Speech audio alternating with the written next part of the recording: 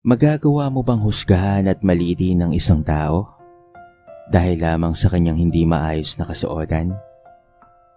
Isa na naman pong kwento ang aking ibabahagi sa araw na ito na talaga namang makapagbibigay sa atin ng aral at inspirasyon.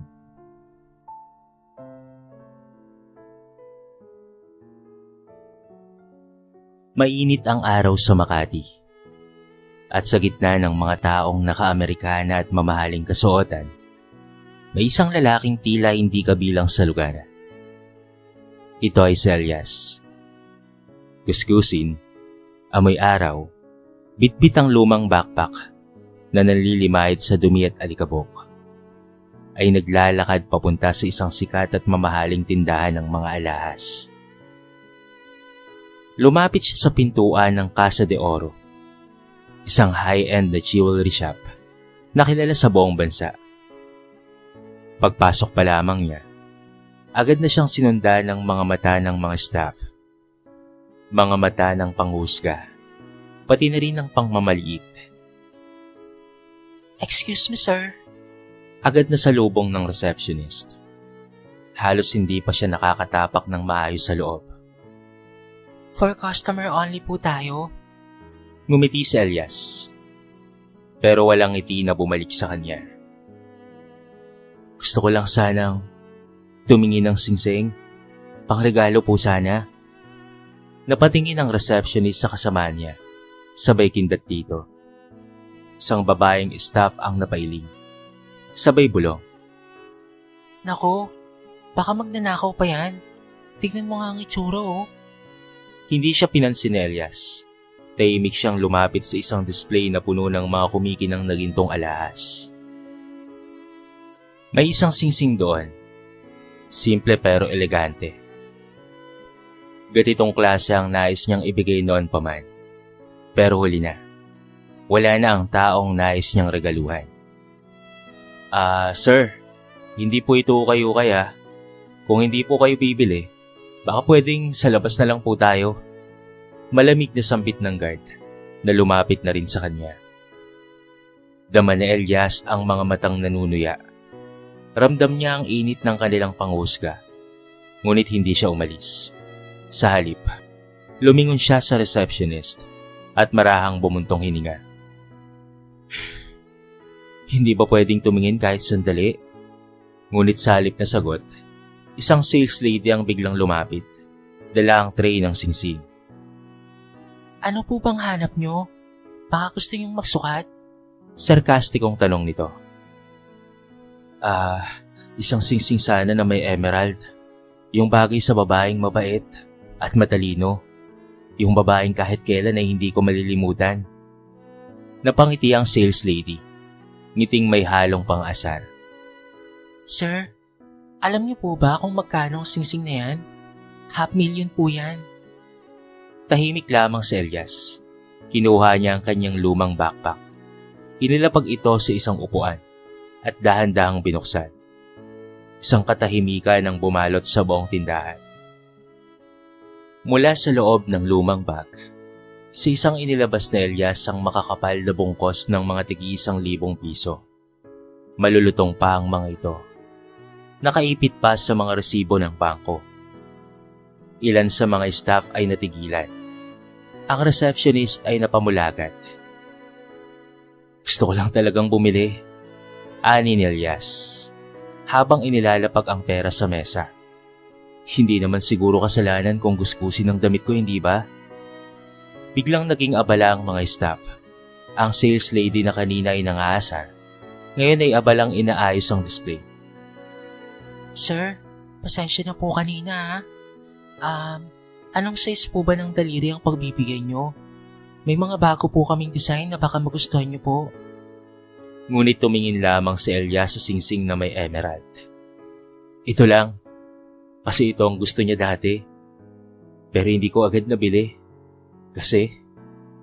Huminto siya ng pagsasalita. Parang may humigpit sa dibdib niya. Hindi ko siya naabutan. Napatahimik ang lahat. "Sir?" Mahinang sambit ng isang receptionist. "Okay lang po ba kayo?"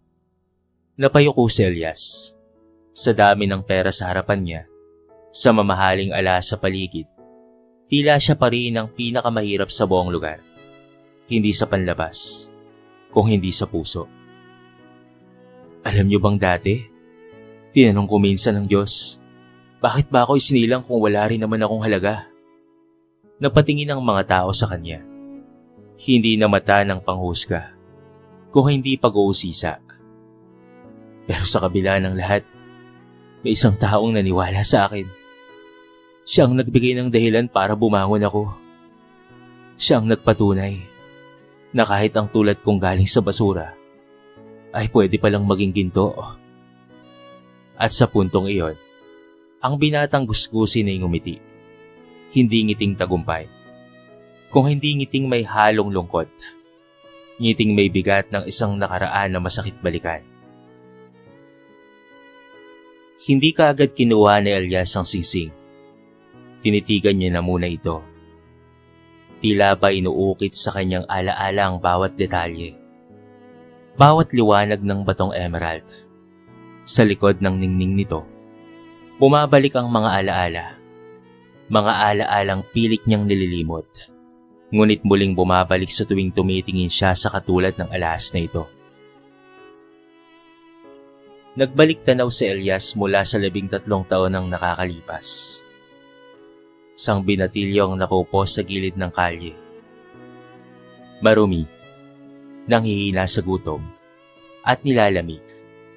Siya ay walang iba kung hindi si Elias. 14 na taong gulang. Uli lang lubos. Tinapon ng mundo at iniwan ng pagkakataon. Ang tanging kayamanan niya noon ay ang isang lumang notebook na puno ng mga drawing niya ng bahay. Isang bahay na pinapangarap niyang itayo balang araw para sa kanyang nanay. Anak, pangarapin mong makaalis sa ganitong sitwasyon. Pasensya ka na kung hindi kita nabigyan ng magandang buhay. Ang huling habili ng kanyang ina, bago ito bawian ng buhay sa banig ng karukhaan. Pero hindi pangarap ang natupad kay Elias. Gutom, pambubugbog, panlalait, at pagtulak palayo ng lipunan ang sumalubong sa kanya. Minsan ay nagnakaw siya ng pandesal. Dahil doon ay binugbog siya. Minsan ay humingi siya ng tubig. Subalit pinagsisikawan siya. Isang gabi, habang siya'y nakasandal sa isang poste sa may kubaw, nilapitan siya ng isang dalagita, si Ana. May dala itong biskwit at iniabot iyon sa kanya. Okay ka lang ba? Tanong ni Ana, habang pinaupo siya sa bangketa. Hindi siya makapaniwala. Sa dami ng taong dumaraan, ito lang ang huminto. Siya lang ang nagturing kay Elias na tao. Simula noon, laging dumaraan si Ana sa lugar na yon. Dala ang pagkain, tubig, at minsan ay notebook at lapis. Bakit mo to ginagawa? Tanong ni Elias minsan. Hindi ko rin alam eh. Sagot ni Ana.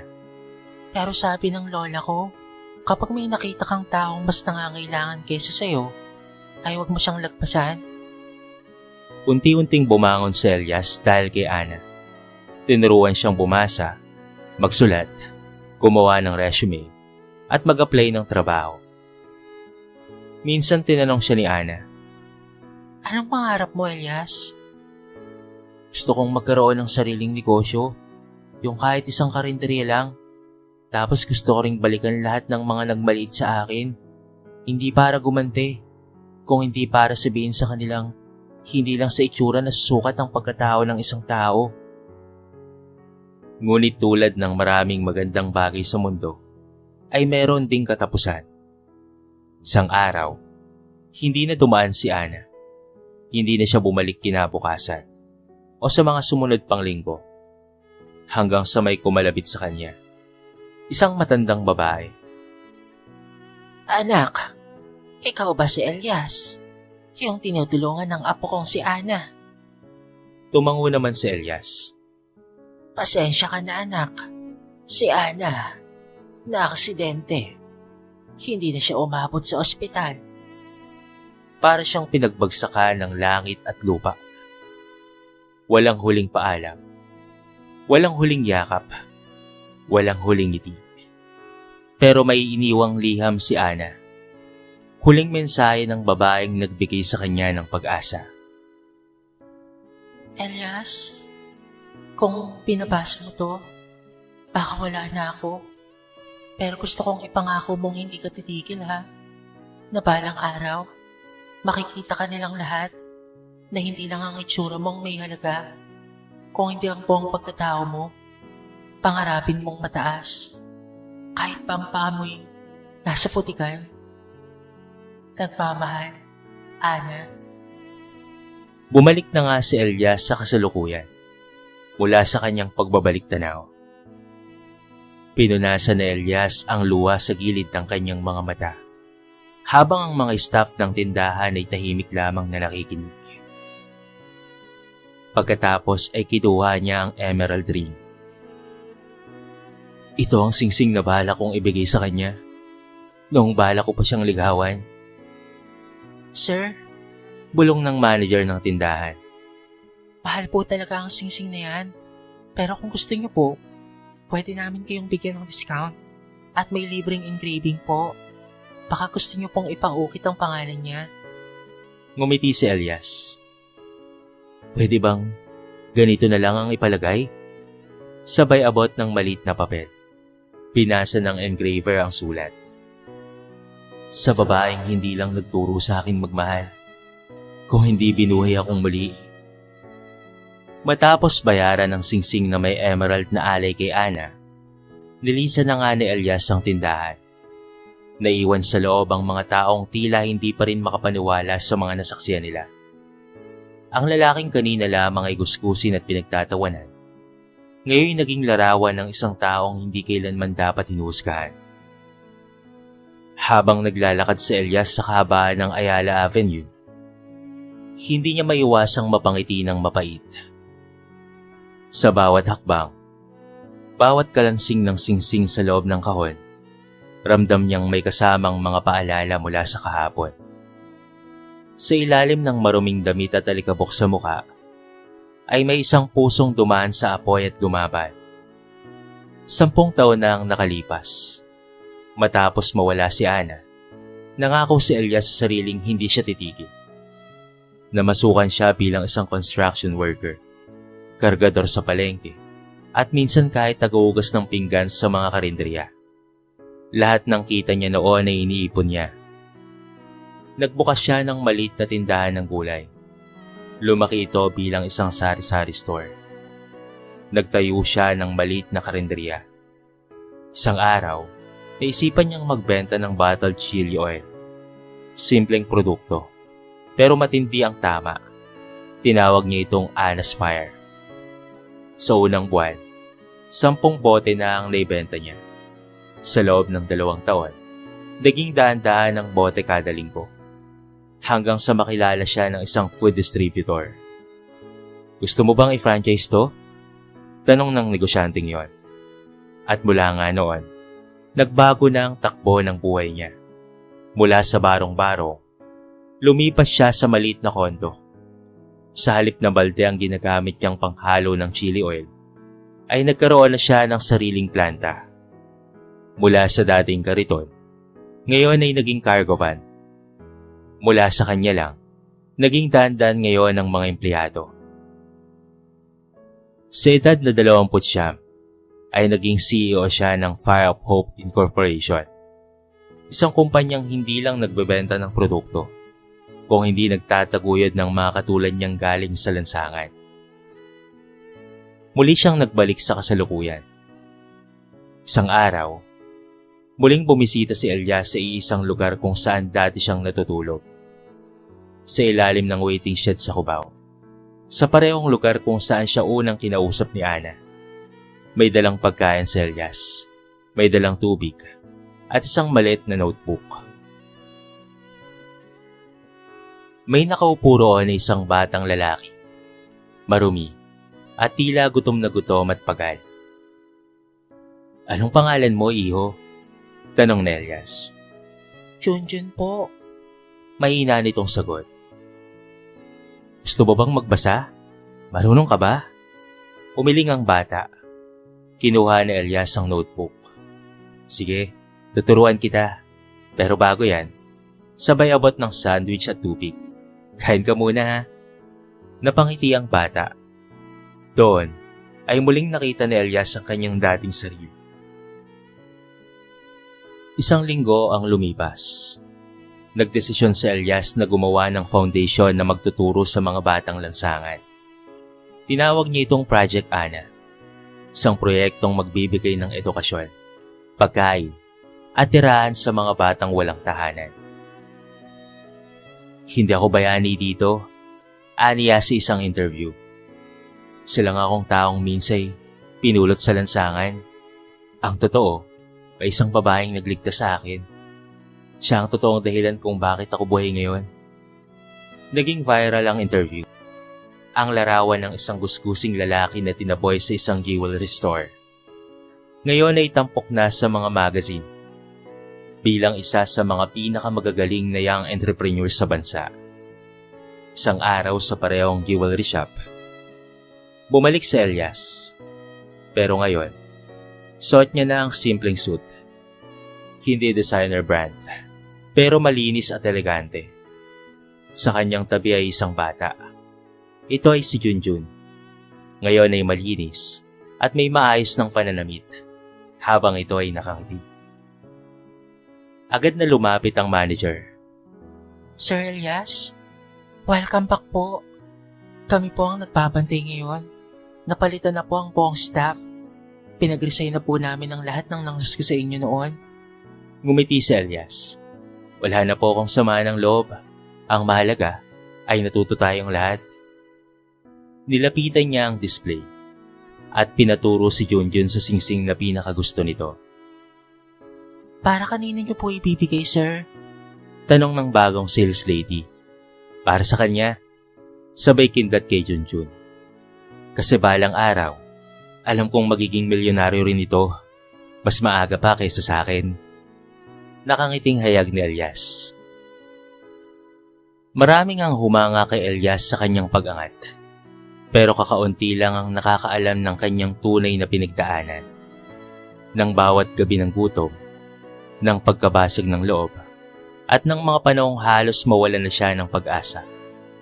Dahil sa likod ng bawat tagumpay, may luhang hindi nakikita ng mundo. Muli na naman siyang nagbalik tanaw. 3 taon noon matapos pumanaw si Ana. Tumira si Elias sa isang apantunadong gusali sa may Pasay. Isang gabi, habang bumabagyo, ay gumuho ang isang bahagi ng bubong. Nabagsakan siya ng yero. Duguan siyang naglalakad sa daan. Walang makuwang tulong sa kahit na kanino. Nakatayo siya sa tapat ng isang 24 oras na klinik. Nanginginig dahil sa lakas at lamig ng ulan. Wala po kaming panggamot. Sabi ng nurse sa kanya, matapos makita ang damit at ang anyo niya. Naglakad siya papalayo, duguan at nanginginig. Umupo sa ilalim ng overpass. Akala niya yun na ang katapusan niya. Hanggang sa may lumapit sa kanyang matandang lalaki. Hindi ito nagsabi ng pangalan, ni hindi rin nagtanong. Basta't iniabot lang sa kanya ang tuwalya at kasabay ng mainit na sabaw sa may plastic cup. Wala kang ibang aasahan, iho, kung hindi ang sarili mo lang. Pero wag mong hayaang mawala ang puso mo. Sabi ng matanda.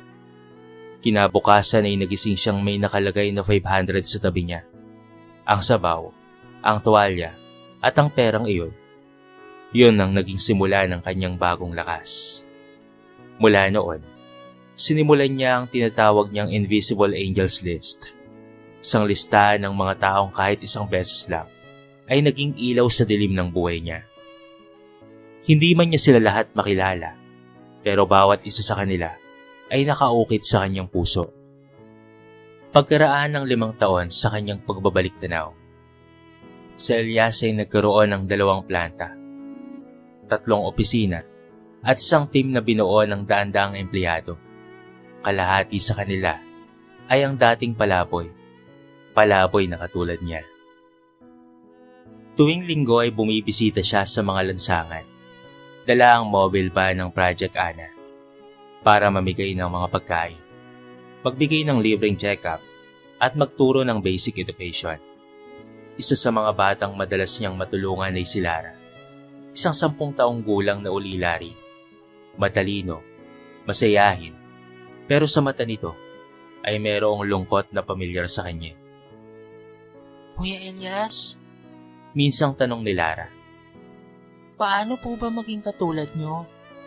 Napangiti si Elias. Masakit, mahirap, pero posible. Ang sikreto, huwag kang bibitaw. Kahit pa masira ka, ay huwag kang bibitaw. Kahit pa apakapakan ka ng ibang tao. Dahil minsan, ang ginto, bago mo makita ang kintab, kailangang dumaan muna sa apoy. Sa isang TV interview, isang anchor ang nagtanong.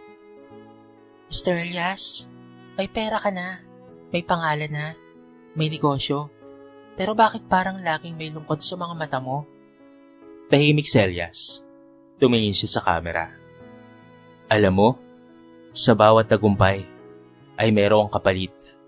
Para sa akin, ang pinakamalaking kapalit ay yung hindi ko naibigay sa taong unang naniwala sa akin.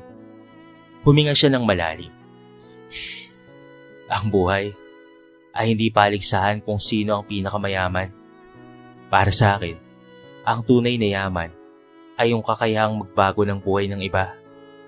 Kaya kahit milyonaryo na ako, hindi pa rin ako tumitikil. Dahil gusto kong sa bawat batang tulad ko noon, may ana ring darating sa buhay nila. Isang araw sa puntod ni Ana, tahimik si Elias. Nakatayo, hawak ang isang bulaklak at ang emerald ring. Alam mo ba? Alam mo bang ikaw pa rin ang inspirasyon ko hanggang ngayon? Bulong niya. Itong singsing na to, para ito sa'yo. Huli man at hindi naabot. Gusto ko pa rin sabihin na para sa ito at maraming salamat. Inilagay niya ang singsing sa ibabaw ng nicho at doon sa gitna ng katahimikan, umiyak si Elias, hindi na bilang isang binatang gusgusin, kung hindi bilang isang taong nagtagumpay, pero hindi nakalimot. Makalipas ang 1 buwan mula nang dalawin ni Elias ang puntod ni Ana, tumanggap siya ng imbitasyon mula sa isang prestiyosong universidad. Inspirational Leader of the Year. Ipagkakalob sa kanyang parangal bilang pagkilala sa kanyang kontribusyon sa lipunan. Hindi lang bilang isang negosyante, kung hindi bilang isang huwarang Pilipino. Ngunit sa kabila ng karangalang ito, mas pinili niyang magsuot ng simpleng polo at pantalon. Sa bulsa ng kanyang lumang jacket ay naroon pa rin ang lumang notebook, ang pangarap niya at ng kanyang ina, at ang mga drawing na ginawa niya kasama si Ana. Pagdating niya sa universidad, sinalubong siya ng palakpakan.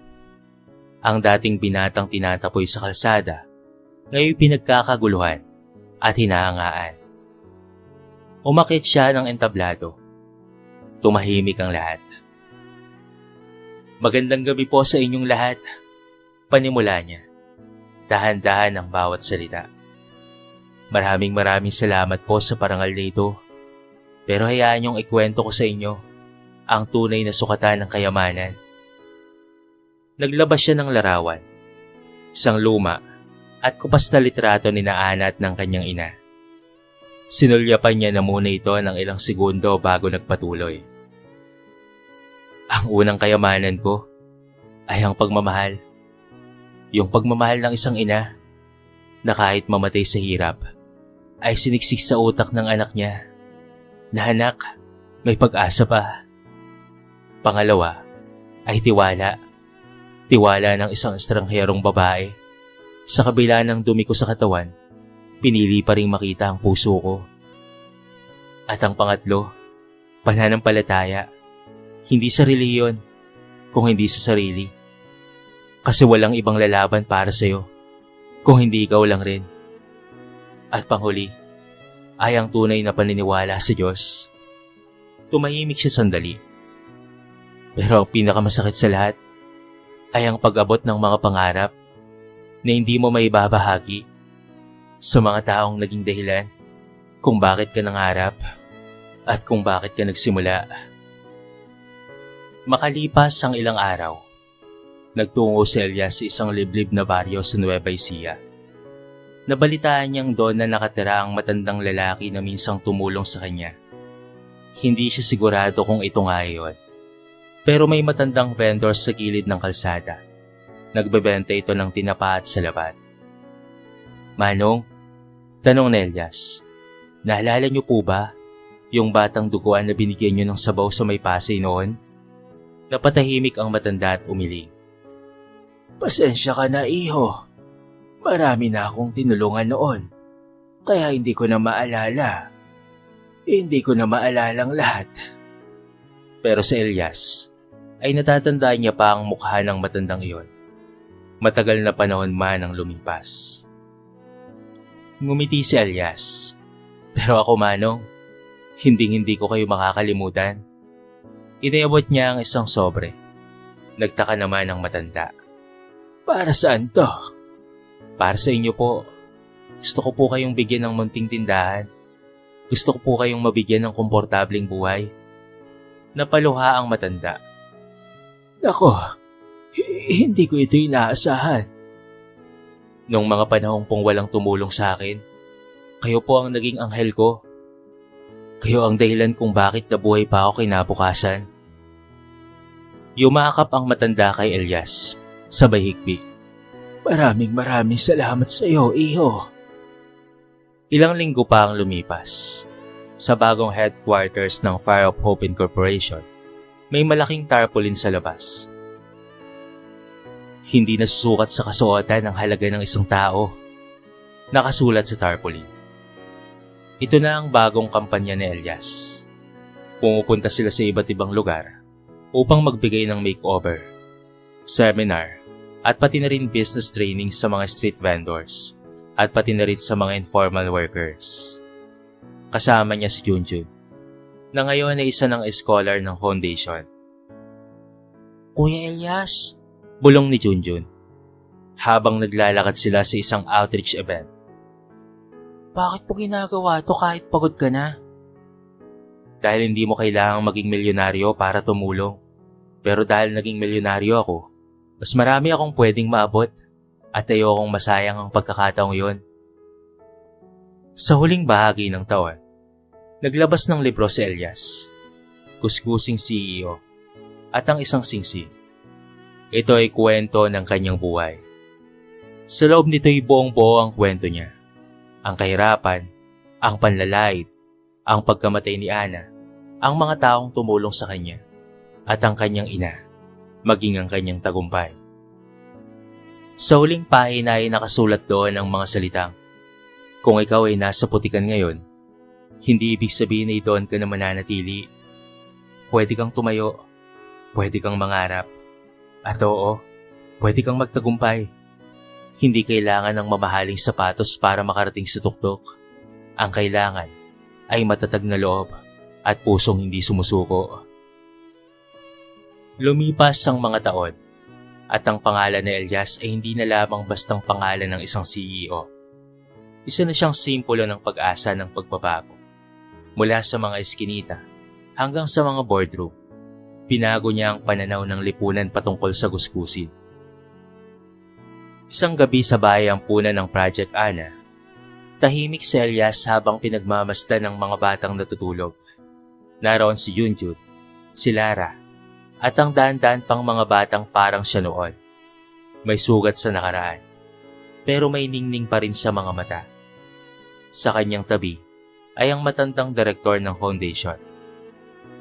Elias, anong iniisip mo? Tanong nito. Iniisip ko lang po, kung sakaling nandito po si Ana ngayon, matutuwa kaya siya? Ngumiti ang matanda kay Elias. Elias, sa bawat batang natutulog na may ngiti sa labi, bawat batang may libro at pangarap ngayon, yan ang sagot. sa iyong katanungan. Sigurado akong matutuwa siya. Napaluha si Elias, hindi dahil sa lungkot, kung hindi dahil sa dami ng biyayang hindi niya akalaing darating sa kanya. Makaraan ng isang taon, ipinatawag si Elias para tumanggap ng gawad bayani ng bayan. Ang pinakamataas na parangal mula sa pamahalaan para sa kanyang kontribusyon sa edukasyon, kabuhayan, at pagbabago panlipunan. Habang umaakit siya ng entablado, suot niya muli ang lumang jacket. Ito ang simbolo ng kanyang pinagmulan. Dahil doon ay marami ang nagtaka, ngunit sa kanyang talumpati ay pinaliwanag niya. Ang jacket na ito ay ang suot ko noong una akong tinaboy sa jewelry store. Dito sa bulsa nito, dito ko tinago ang notebook naming mag-ina. Dito rin ako unang tinanong ni Ana kung ano ang pangarap ko, at dito ko rin nilagay ang unang kita ko mula sa pagtitinda ng chili oil. Tumingin siya sa libo-libong tao. Lahat tayo may kanya-kanyang laban sa buhay. Pero tandaan nyo, bawat luha ay may laman. Hindi lang sakit, kung hindi lakas. Hindi lang hinanakit, kung hindi layunin. Dahil doon ay nagpalakpakan ang mga tao. Pagkatapos ng seremonya, sa isang sulok ng auditorium, may lumapit na matandang babae kay Elias. May hawak siyang isang sulat. Sir Elias, ako po si Teresa. Ako po ang ina ni Ana. Natigilan si Elias. Nanginginig ang kamay. Napahawak siya sa dibdib. Gusto ko lang pong sabihin na maraming salamat. Salamat sa lahat ng ginawa mo para sa anak ko. Para sa alaala niya. Hindi makapagsalita si Elias. Tahimik siyang yumakap sa matanda. Alam niyo po ba? Bulong niya. Kayo po ang matagal ko nang gustong makilala. Kasi kung hindi dahil kay Ana, baka patay na po ako. Inayabot ng ginang ang sulat. Sulat yan ni Ana. Hindi ko po alam kung paanong napunta sa akin. Pero sinabi ng kaibigan niya, inabot daw niya ito bago siya mamatay.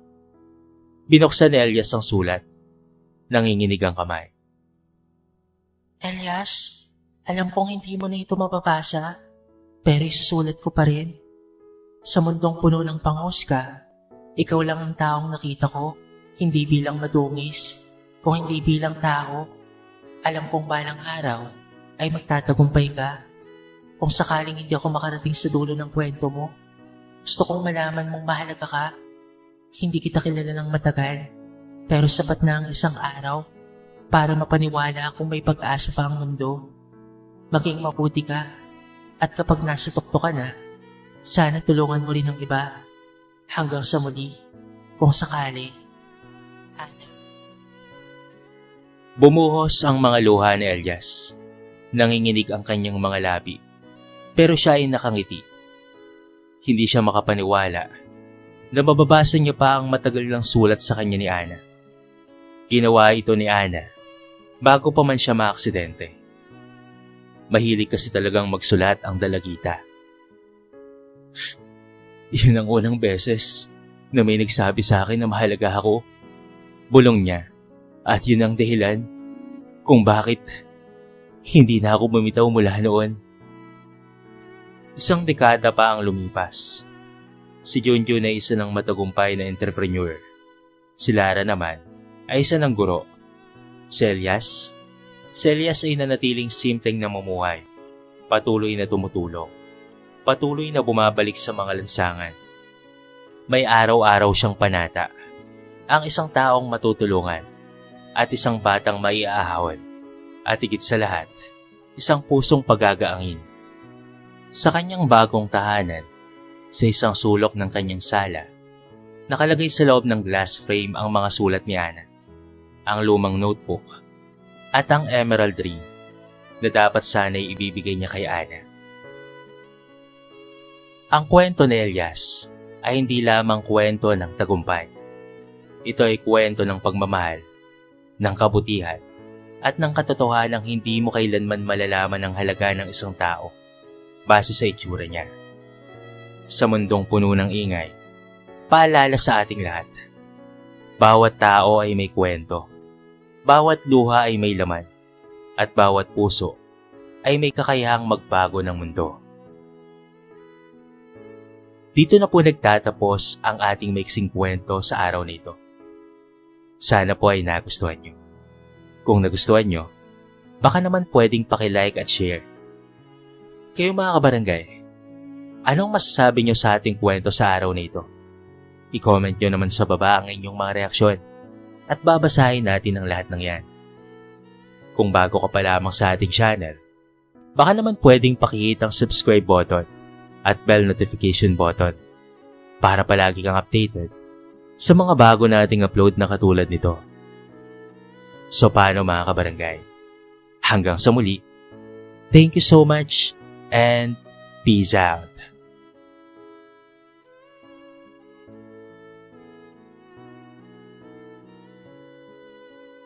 Magagawa mo bang husgahan at malitin